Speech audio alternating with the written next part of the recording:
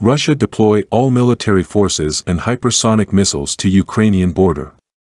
No one expected much progress from this past week's diplomatic marathon to defuse the security crisis Russia has ignited in Eastern Europe by surrounding Ukraine on three sides with 100,000 troops and then, by the White House's accounting, sending in saboteurs to create a pretext for invasion.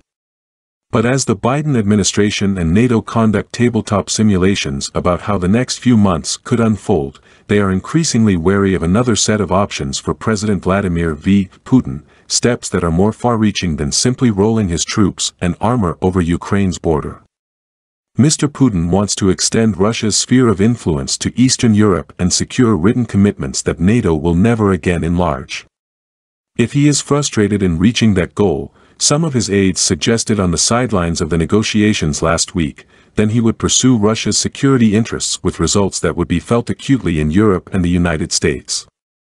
There were hints, never quite spelled out, that nuclear weapons could be shifted to places, perhaps not far from the United States coastline, that would reduce warning times after a launch to as little as 5 minutes, potentially igniting a confrontation with echoes of the 1962 Cuban Missile Crisis. A hypothetical Russian invasion of Ukraine would not undermine the security of the United States, said Dmitry Suslov, an analyst in Moscow who gave a closed-door presentation on the standoff to Russian lawmakers last month. The overall logic of Russian actions is that it is the US and NATO that must pay a high price. And as Ukrainians were reminded anew on Friday, as the websites of the country's ministries were defaced in a somewhat amateurish attack, Russia's army of hackers can wreak havoc in Ukraine, but also in power grids from Munich to Michigan.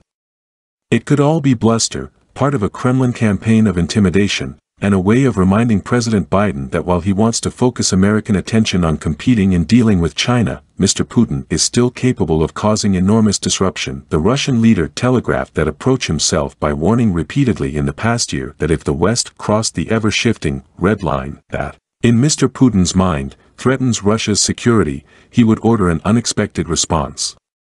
Russia's response will be asymmetrical, fast and tough, Mr. Putin said last April, referring to the kinds of unconventional military action that Russia could take if adversaries threatened our fundamental security interests.